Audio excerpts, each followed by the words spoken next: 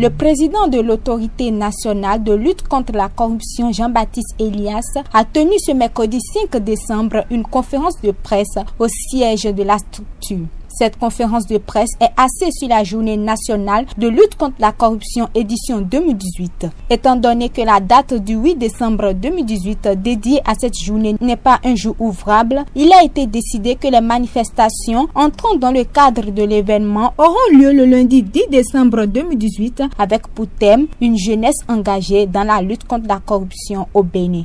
L'avenir est compromis pour la jeunesse si nous ne faisons rien pour lutter efficacement contre la corruption. Parce que l'argent qui rentre dans les poches privées du fait de la corruption pouvait bien servir à réaliser des infrastructures socio-communautaires, à créer des conditions favorables pour que l'emploi puisse être au rendez-vous pour les jeunes. Il y aura le lundi prochain, 10 décembre, 2 communications sur les activités de la journée. Les communications auront pour thème les méfaits de la corruption sur la jeunesse et les initiatives de jeunes en matière de lutte contre la corruption au Bénin. Cette communication-là sera délivrée par un jeune.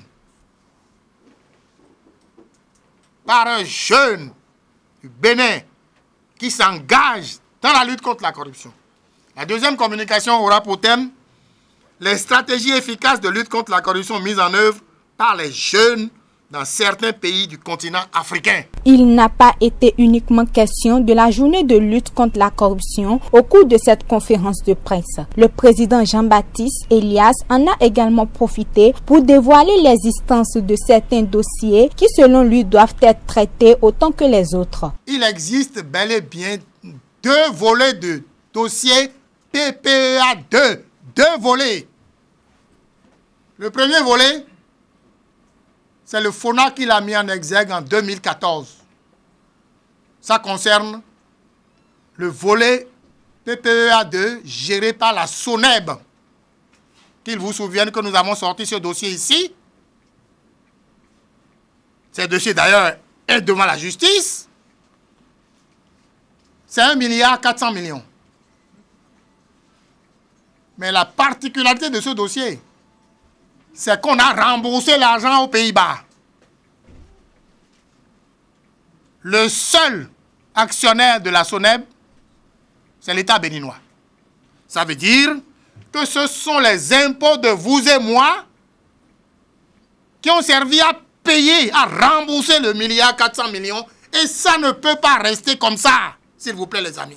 Il faut faire quelque chose. Sinon, ce n'est pas bien. Le deuxième volet, PPEA 2, c'est ça que vous connaissez.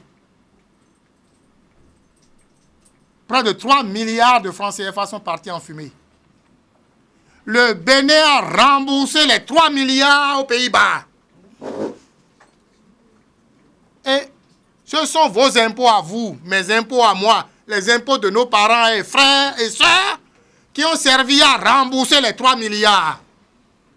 Moi, je ne demande pas forcément qu'on mette des gens en prison, mais je demande à ce que l'on prenne l'argent de ceux qui ont pris cet argent-là pour les mettre dans les caisses de l'État. Ce dossier existe.